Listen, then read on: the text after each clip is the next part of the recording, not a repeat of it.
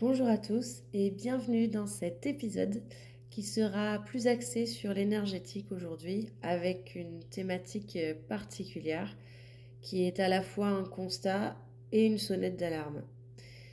Le but n'est pas de vous faire peur ou de plomber en énergie, mais ça va être plutôt de mettre en lumière plein phare sur ce qui se passe aujourd'hui réellement et pouvoir aussi proposer des pistes d'aide, des pistes de réflexion aux personnes alors essentiellement les personnes qui se trouvent sur ce cheminement de flammes jumelles, parce que c'est important.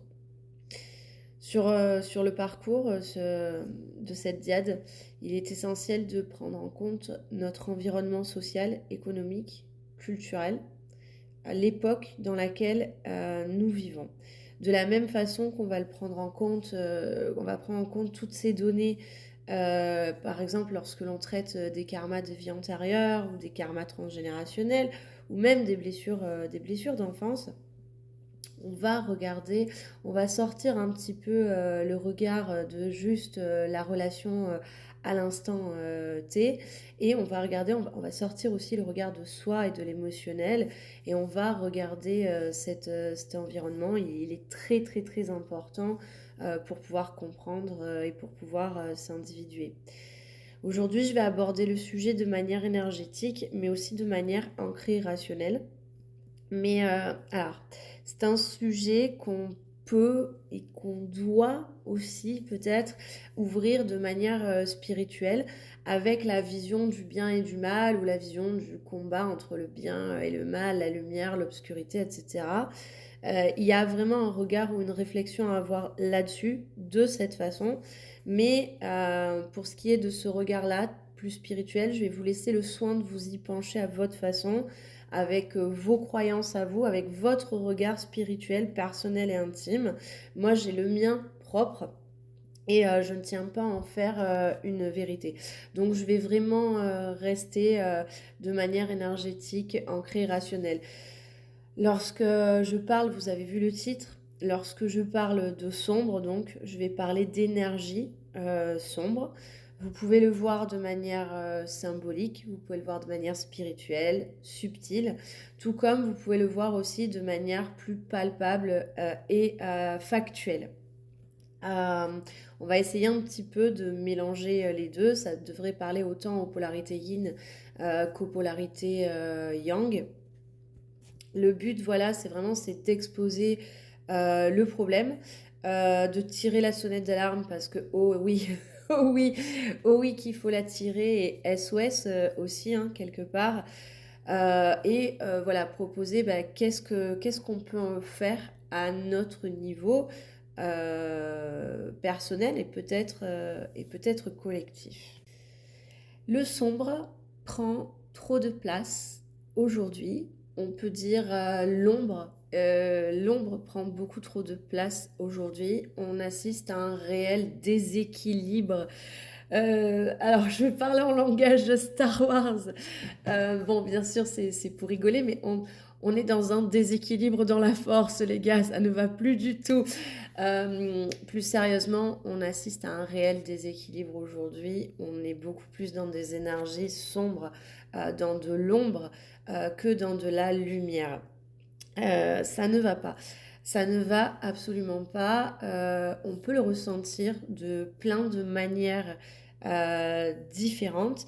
Ça fait quelque temps que je bosse sur cet audio voilà, pour essayer de vous donner le plus d'informations possible, de vous donner aussi ce que je capte en termes d'énergie et que je suis pas la seule, je suis pas la seule à capter.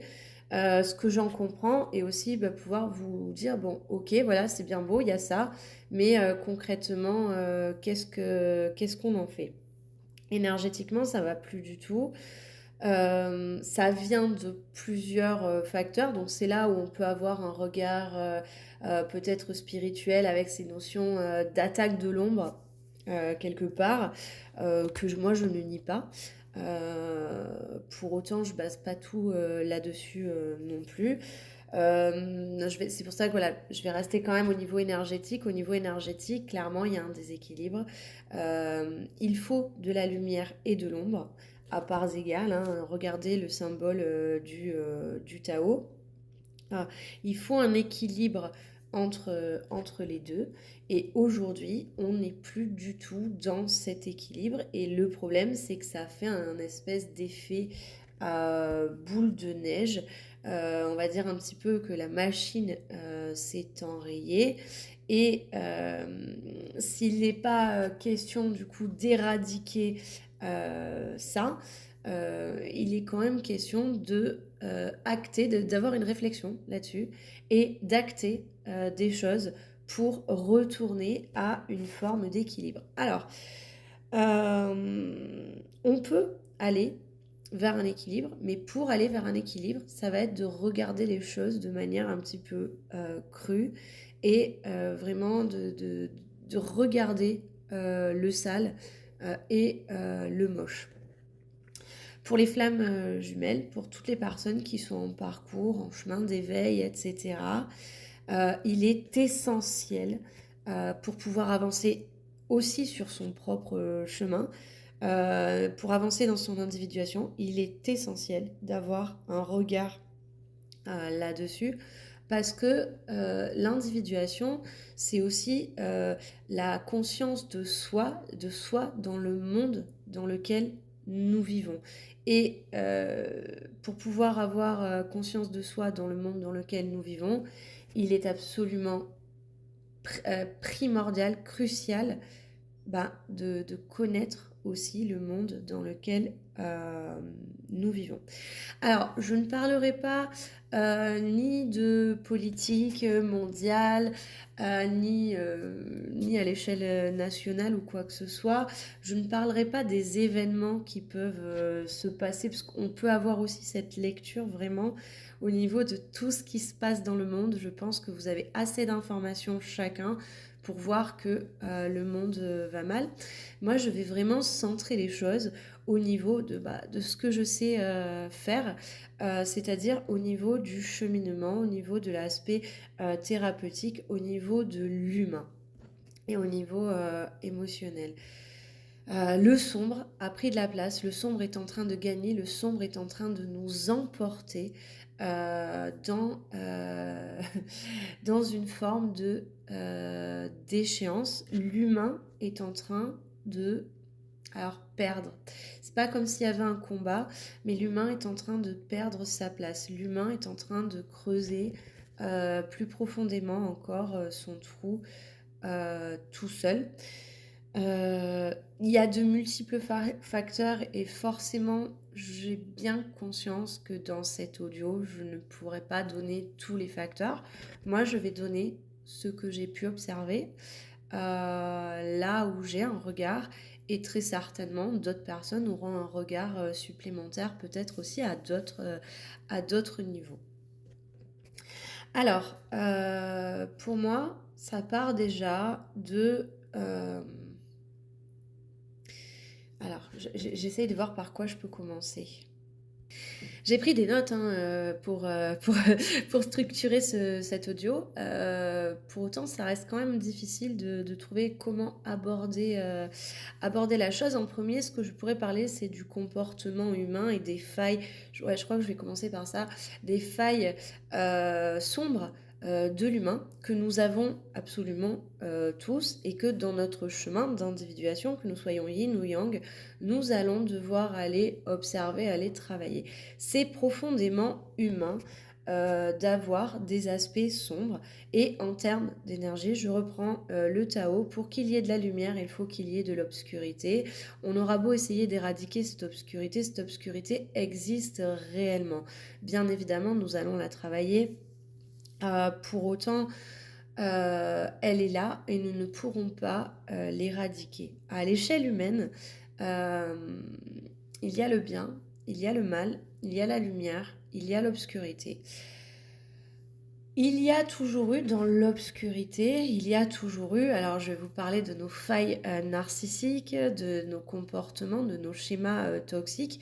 J'ai prévu de faire pas mal toute une série d'audios sur harmonie de l'être là-dessus, c'est-à-dire sur nos schémas toxiques, sur nos failles narcissiques, pour qu'on puisse justement les travailler. C'est quelque chose d'humain, l'ego humain et ça.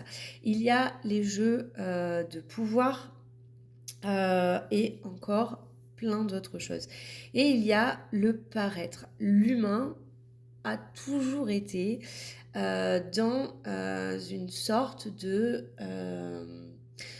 peur ou de compétition sociale sur le paraître. On peut retrouver ça dans de nombreux écrits. Donc c'est un questionnement qui fait partie de l'individuation. Aujourd'hui, alors même qu'on se pense beaucoup plus évolué que nos ancêtres, alors même que nous disposons d'énormément de technologies, on se rend compte que le paraître est toujours bien présent et surtout qu'avec les technologies et avec d'autres mécaniques que je vais vous expliquer, euh, c'est devenu quelque chose qui, au lieu d'être équilibré, et lorsque l'on s'individue, on le fait reculer, c'est quelque chose qui a pris complètement euh, le dessus sur des choses plus importantes. Alors, vous qui m'écoutez personnellement, peut-être que vous n'êtes pas là-dedans. Et le but, hein, c'est vraiment pas de parler au niveau personnel, ça va être plus de parler au niveau collectif. Alors même que vous n'êtes peut-être pas là-dedans, vous êtes quand même dans un collectif aujourd'hui où le paraître est très important. Donc le but n'est pas de pointer ça de manière personnelle chez quiconque qui m'écouterait, d'accord, mais c'est plus de pointer le problème collectif et de voir comment est-ce que ce problème collectif va venir nous impacter et quel jeu nous jouons nous-mêmes dans ce collectif. Alors, là, on était sur les mécanismes humains de l'ego qui sont là depuis la nuit des temps. On va prendre un autre aspect. Je vais vous donner plusieurs aspects qu'on va relier ensuite. On va prendre un autre aspect, on va prendre en compte les cycles d'effondrement de civilisation. Il y en a déjà eu, c'est un phénomène qui a été largement étudié. Et on s'aperçoit que une société, une civilisation va à un moment donné, à force de développement et donc de tas de choses, elle va arriver à son apogée, puis elle va s'effondrer. On n'est pas du tout dans quelque chose qui se passe de manière rapide et spectaculaire. C'est un processus. Et aujourd'hui, et depuis déjà de nombreuses années, on a quand même pas mal de signaux qui nous montrent qu'on est dans cette phase descendante. Alors, sans s'affoler, on ne sait pas vraiment où on va, on ne sait pas de quelle façon est-ce que ça s'effondre, mais en tout cas, il y a quelque chose qui est en train de se passer, on est totalement dedans. Donc ça, c'est aussi une donnée à prendre en compte. Je vous rappelle bien évidemment que tout ce qui s'effondre renaît et que ce sont des cycles absolument normaux et que il n'y a pas de fin en soi, mais plutôt une continuité. Par contre, alors là où ça va venir nous intéresser, c'est que ça a pris une tournure avec une sensation d'accélération. Alors, c'est intéressant parce que lorsqu'on étudie un petit peu ce qui se passe sur les réseaux, ce qui tourne, etc., on voit beaucoup en ce moment, et je pense que vous avez dû le voir aussi passer, on voit un mème sur les réseaux avec une ligne de temps, avec donc on a 2019 et puis on a un énorme gribouillis 2020, 2021, 2022, 2023, 2024, 2025 et on a la ligne de temps qui reprend en 2026. Donc moi ce mème là que je trouve très drôle et en même temps qui montre bien ce qui se passe, montre que quelque part au niveau énergétique en tout cas, tout le monde a perçu qu'il s'est passé quelque chose et qu'il s'est passé quelque chose après 2019. Donc après 2019 on avait quoi? On avait 2020 et donc je vais vous parler de la pandémie. Alors au-delà de tous les débats qu'on a pu entendre jusqu'à présent, là, j'ai aucun intérêt là-dedans. Moi, ce dont je vais parler, c'est ma vision thérapeutique de la pandémie.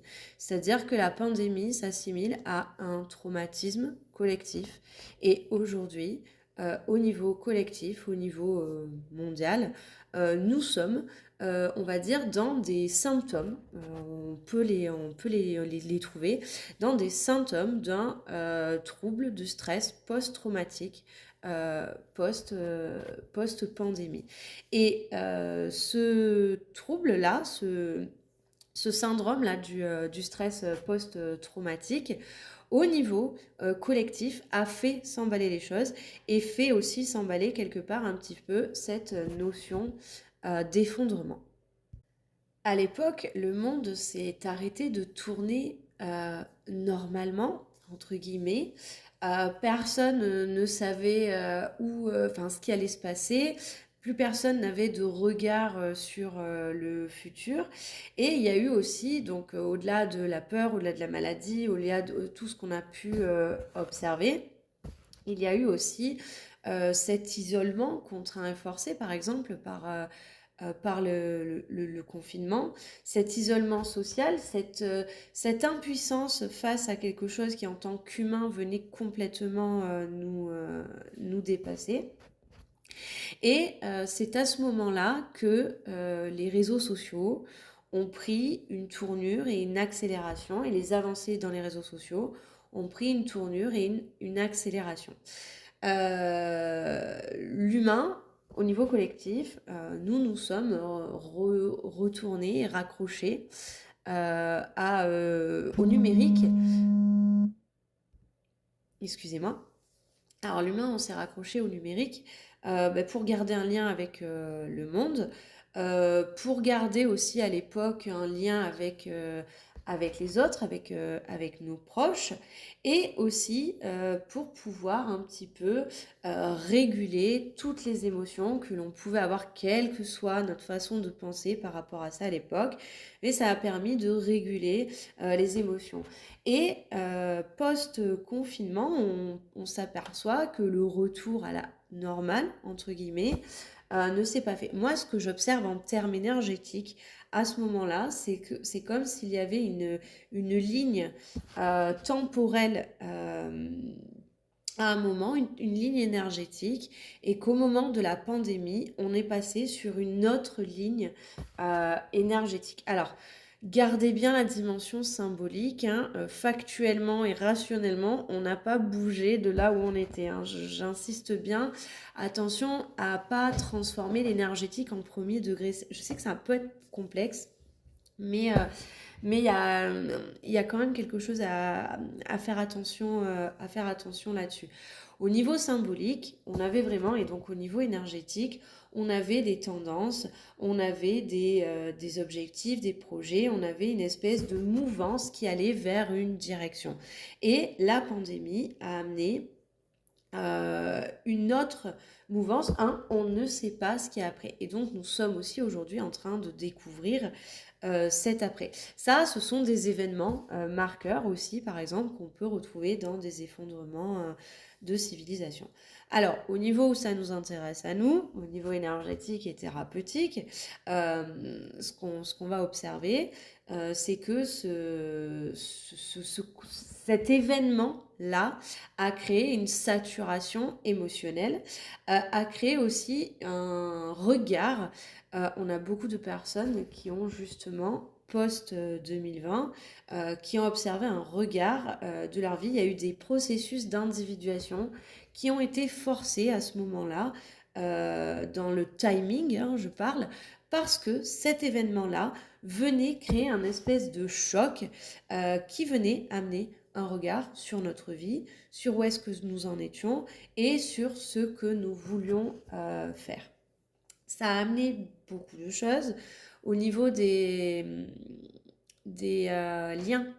Flammes jumelles, moi ce que j'observe, et puis même de la façon dont je l'ai vécu aussi, ce que j'ai observé, c'est que ça a amené, alors pour les anciens parcours, ça a amené d'énormes rappels aux liens, par exemple. Donc moi, par exemple, je suis de la vague des rappels aux liens à cette époque-là, très très fort, avec une lumière mise dessus. Ce qu'on observe aussi, c'est que c'est là où il y a eu aussi d'énormes quantités de reconnexion et de nouveaux liens. Avec ces réseaux sociaux et cette ère numérique qui prenait un essor flamboyant, on a eu aussi une montée des informations et on voit bien la différence. Moi, je l'ai vu par exemple énormément vers 2022 à peu près, où on s'est retrouvé à partir de 2022, on a commencé à être noyé d'informations, il y en avait de partout.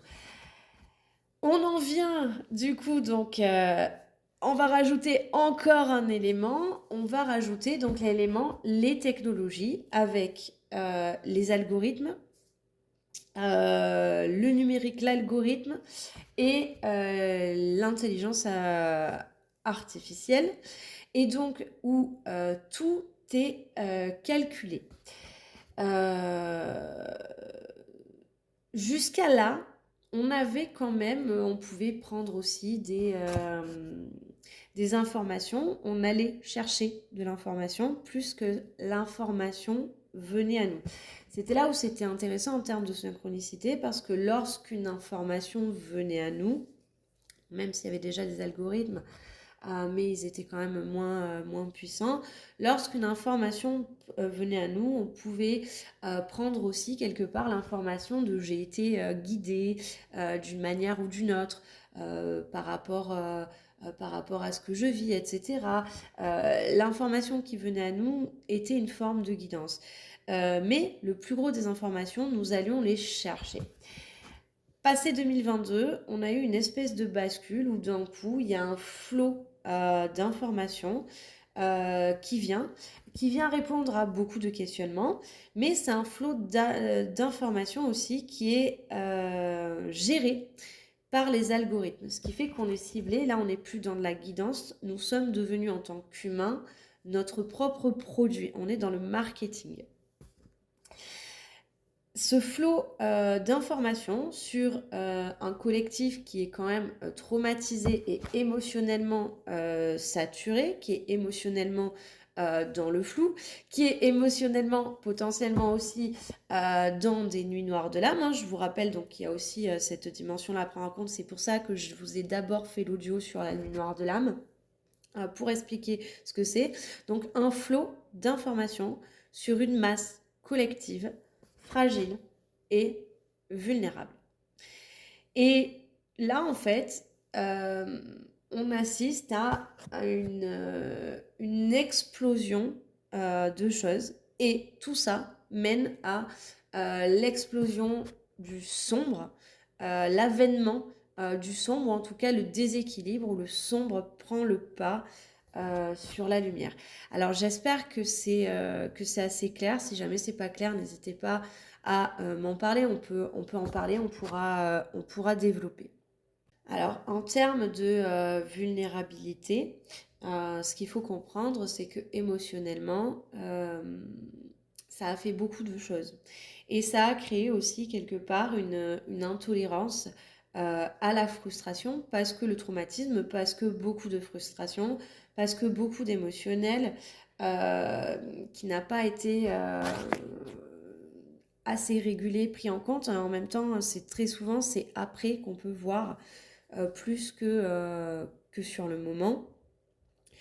Ce flot d'informations qui est venu, ce flot numérique qui est venu à tous les niveaux, hein, on peut parler au niveau des informations sur les flammes jumelles, mais un petit peu à tous les niveaux. Ce flot d'informations est venu piéger notre cerveau au niveau collectif, avec aussi la dopamine. Je vous rappelle qu'il y a 2 ans, j'ai fait un audio sur les dangers pour notre cerveau des formats réels et short, avec justement ce circuit de la dopamine. Et comment est-ce que ça venait en fait nous donner des micro-doses de dopamine et nous enfermer là-dedans. Le numérique, aujourd'hui, le but du numérique, c'est qu'on l'utilise le plus possible. Alors, ça reste quand même de formidables outils grâce auxquels on peut communiquer. Pour autant, aujourd'hui, le numérique est en train de nous vider, de nous laver le cerveau aussi.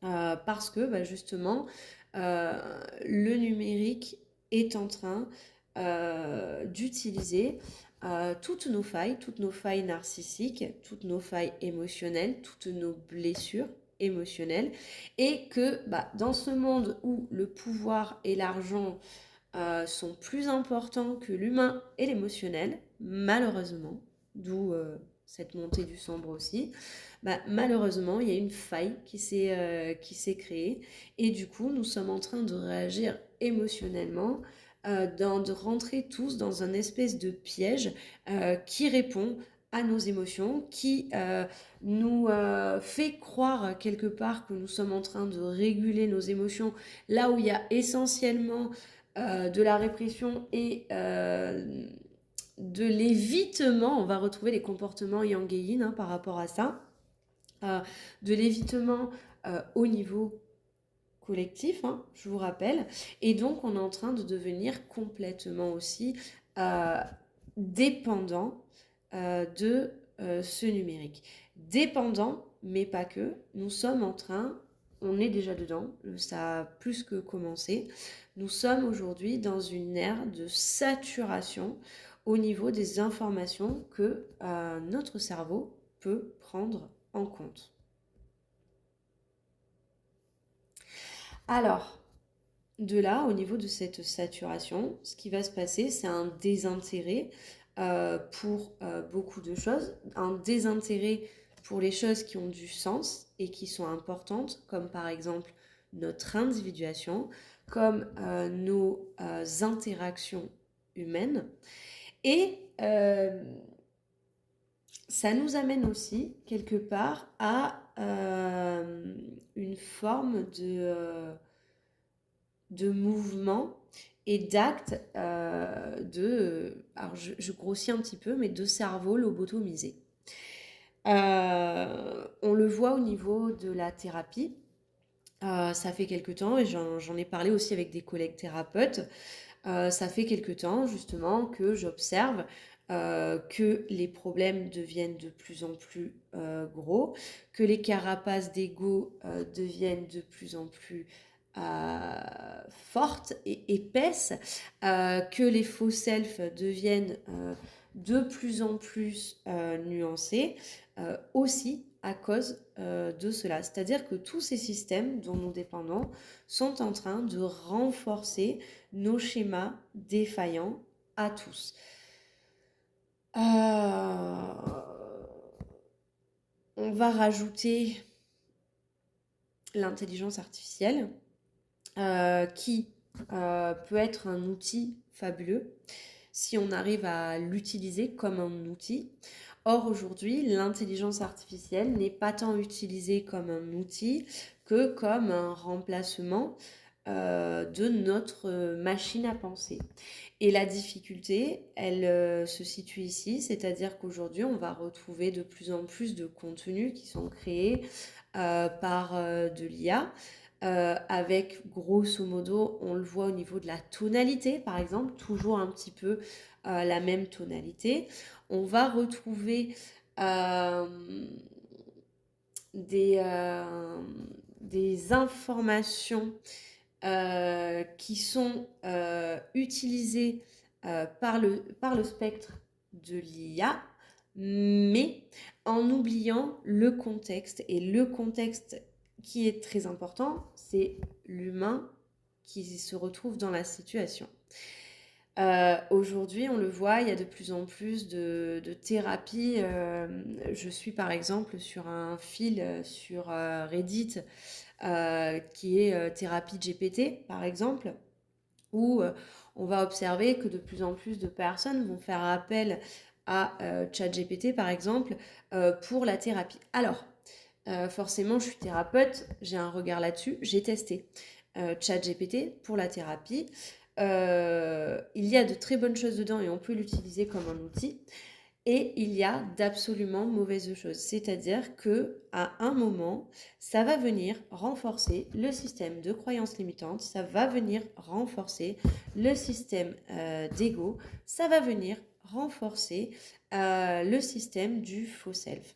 Le problème avec l'intelligence artificielle, c'est que c'est une intelligence artificielle, c'est artificiel. Ça peut capter des tas de données, c'est très utile, mais ça ne peut pas remplacer l'émotionnel humain.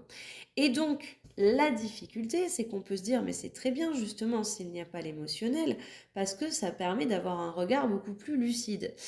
Eh bien, non, parce que l'humain est un être émotionnel et que pour pouvoir avancer dans son individuation, il va y avoir besoin de cette friction émotionnelle. L'ego, pour pouvoir être assez déstabilisé, pour qu'on puisse avancer sur l'individuation, il va falloir un moment qu'il y ait de la friction. Et quelque chose que ne saura pas faire l'IA, c'est de la friction. Par contre, alors, au vu de certains prompts, par exemple, elle peut donner l'illusion qu'elle accepte de mettre de la friction, alors qu'en fait, en faisant ça, elle est toujours en train de caresser l'ego humain. Et donc, du coup, ce qu'on observe, c'est de plus en plus de personnes qui pensent et qui dépensent beaucoup de temps, peut-être beaucoup d'énergie là-dedans, et qui sont en fait en train de renforcer leur propre système de croyances limitantes, qui sont en train de renforcer leur ego, qui sont en train de renforcer aussi leur mécanisme de faux self. Et au plus on assiste à ça, au plus on se rend compte que la relation humaine devient de plus en plus difficile. Nous avons aujourd'hui des personnes qui s'isolent de plus en plus, qui vont avoir beaucoup de facilité à parler à leur IA dans leur téléphone, parce que c'est à portée de main, sauf que l'IA n'est pas un être humain. Nous avons des personnes qui commencent à avoir de moins en moins d'amis. Nous avons les relations amoureuses qui n'ont jamais été autant catastrophiques que maintenant. On pourra retrouver aussi avec le système des applications de rencontres. On voit bien qu'aujourd'hui, tout est fait pour maintenir dans le système de l'application de rencontres et plus du tout, alors même que c'est soi-disant au service de la création de relations, alors qu'en fait, c'est plus du tout au service de la création de relations, mais c'est au service de l'application de rencontres et du business que ça va amener. Nous avons des personnes qui sont de plus en plus blessées, autant les hommes que les femmes, parce que le système complet est en train de nous échapper. Tout ça, ça génère, donc au niveau émotionnel, ça génère beaucoup d'émotions négatives, ça génère beaucoup de peur. La peur auto-nourrit le système. Ça génère aussi une intolérance de plus en plus forte aux émotions. Et ça génère des réactions émotionnelles qui sont de plus en plus disproportionnées ou des réactions émotionnelles qui sont complètement aseptisées. On peut avoir les deux effets. Des réactions émotionnelles qui sont complètement aseptisées et qui amènent une extinction de l'humain, alors pas dans le sens extinction de l'humanité, mais une extinction de l'émotionnel. Ce qui est complètement dingue parce qu'on se retrouve pourtant abreuvé d'informations émotionnelles. Au niveau énergétique, lorsqu'on est très bas en émotion, et donc c'est normal et c'est fluctuant l'énergie, nous ne pouvons pas humainement, ce n'est pas possible d'être au taquet énergétiquement tous les jours et de monter, de monter, de monter. Ça, c'est le monde des bisounours, ça n'existe pas. Un être humain va être fluctuant énergétiquement. C'est-à-dire qu'il va y avoir des moments de bas énergétique et des moments de haut énergétique. Et ça, c'est tout le temps, c'est un cycle qui tourne. Pour autant, plus on va avancer dans l'individuation, plus les bas et les hauts vont être équilibrés. Et c'est ça qui change, c'est ça qui évolue exactement. Aujourd'hui, énergétiquement, avec tout ce qui se passe, émotionnellement, ça ne va plus. Et donc, on en vient à l'élément du paraître, hein, ce que j'avais pris au début, c'est-à-dire que l'humain est dans le paraître. Et aujourd'hui, dans le paraître numérique, il faut être bien. Il faut être bien spirituellement, il faut être en bonne santé, il faut être bien au niveau de l'intellect, il faut être bien au niveau physique, il faut être bien au niveau émotionnel. et des tas d'autres choses, hein. Il faut être accompli, il faut plein de choses. Tout ça, tout ce paraître, aujourd'hui on le voit dans le numérique, le paraître, et le paraître prend encore plus d'ampleur, puisqu'aujourd'hui, avec l'IA, le paraître est en plus truqué. On a de plus en plus d'informations, de débunkage sur les fake news, sur aussi les trucages qu'il peut y avoir sur des tas d'informations, sur des tas aussi de photos, de physique, d'éléments. Et donc, en fait, ce nouveau paraître est un espèce d'idéal qui a toujours été, hein, puisque je vous rappelle que c'est un comportement humain, sauf qu'aujourd'hui, ce paraître, il est aussi dans les informations dont nous sommes abreuvés, et donc chaque humain est en train de se rendre compte à quel point il ne correspond pas à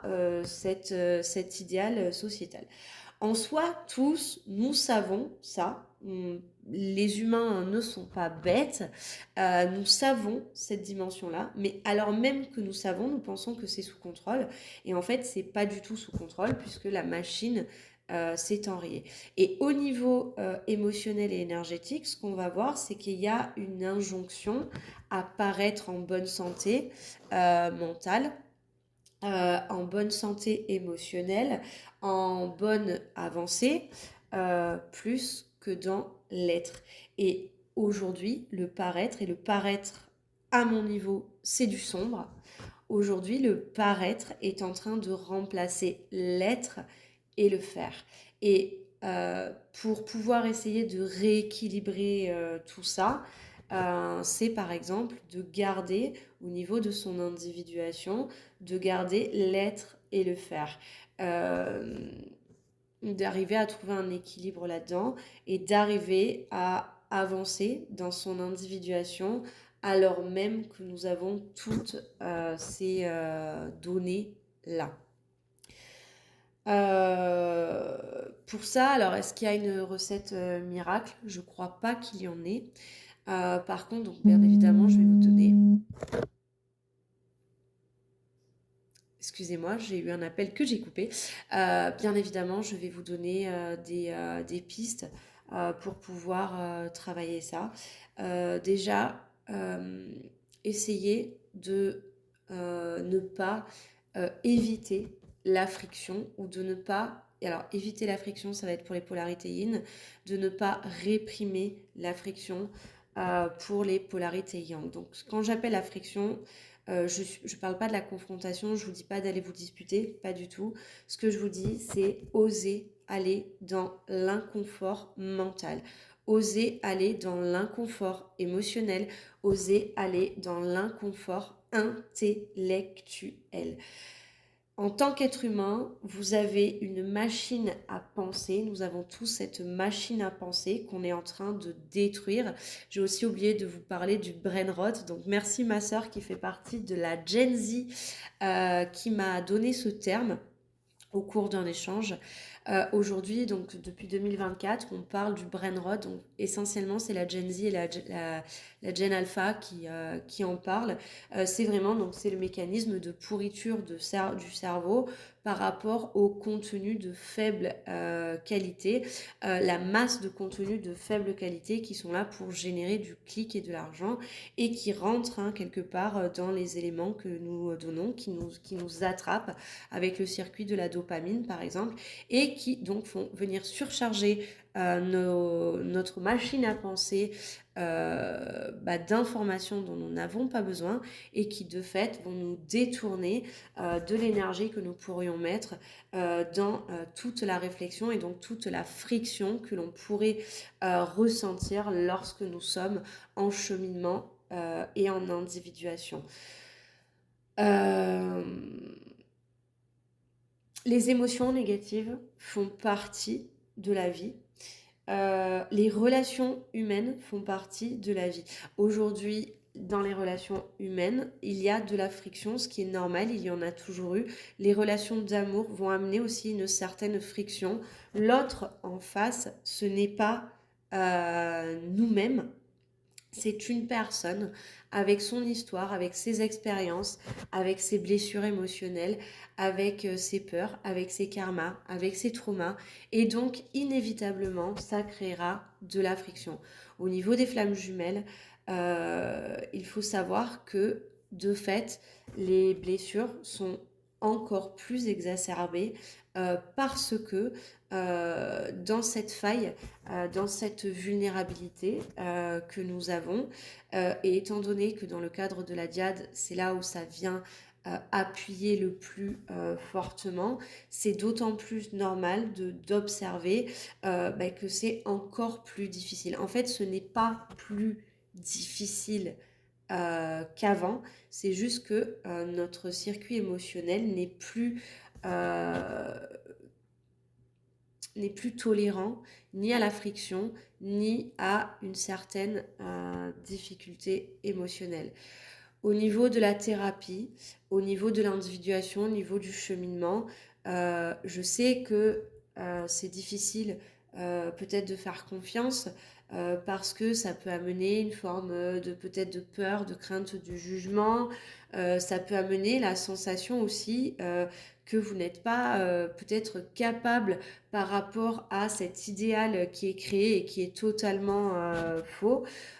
Pour autant, euh, on va aller voir des personnes qui s'y connaissent, hein, c'est logique. Demain, je dois aller faire réparer ma voiture. Je ne vais pas la faire réparer par le premier clampin venu ou le premier ordinateur venu. Je vais aller voir quelqu'un qui s'y connaît en mécanique. Aujourd'hui, avec la poussée aussi des réseaux sociaux, la poussée de l'intelligence artificielle et la poussée aussi de une espèce d'ouverture à la voix, on aurait tendance à penser, parce qu'on a beaucoup vulgarisé, on aurait tendance à penser que c'est quelque chose qui est bête comme chou et que ça se fait en un claquement de doigts et que si on ne comprend pas, c'est qu'on est bête et qu'on est en dehors de la société. Non, c'est le sombre qui est en train de gagner, qui est en train d'essayer de faire croire ça. Dernière chose, au niveau de la relation flamme jumelle, euh, lorsque l'on est dans le cœur de nos blessures, nous allons avoir tendance à, je vais mettre les yin et les yang dedans.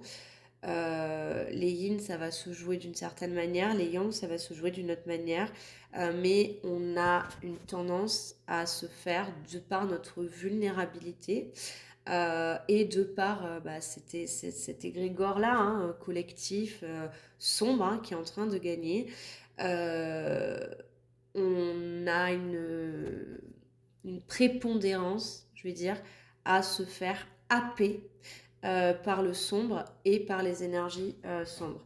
Et aujourd'hui, je tenais aussi à faire ce point-là, c'est-à-dire que c'est vrai que c'est des choses dont je ne parle pas souvent sur la chaîne, parce que j'essaye quand même d'être essentiellement rationnelle et axée sur la thérapie, mais il y a cette réalité-là à prendre en compte aussi, c'est-à-dire qu'on peut être très facilement dans un moment de faille happé par le sombre, et si ce n'est pas vous, c'est votre autre. Et si votre autre est happé d'une certaine façon dans le sombre, vous êtes aussi potentiellement happé d'une autre façon à vous dans le sombre. Donc, le but de cet audio, c'était aussi de vous amener un regard par rapport à ça. Je vous invite à vous protéger énergétiquement, à vous nettoyer, à observer ça et à voir à votre niveau à vous comment est-ce que vous vous préservez de ce côté-là, comment est-ce que vous vous préservez de cet impact et comment surtout vous préservez votre machine à penser et votre machine émotionnelle. Si on perd ça, l'humain perd. Voilà, bon, c'était pas des plus joyeux, je vais vous laisser là-dessus. N'hésitez pas si vous avez des questions, si vous souhaitez qu'on développe d'autres choses par rapport à ça, si vous souhaitez un sujet en rapport avec ça. Le but, c'est vraiment de ramener un équilibre. Donc, il n'y a plus qu'à. Moi, je m'y attelle de mon côté. J'espère que vous vous y attellerez du vôtre. Je vous souhaite une très belle journée et je vous dis à très vite et on lâche pas. Bye bye.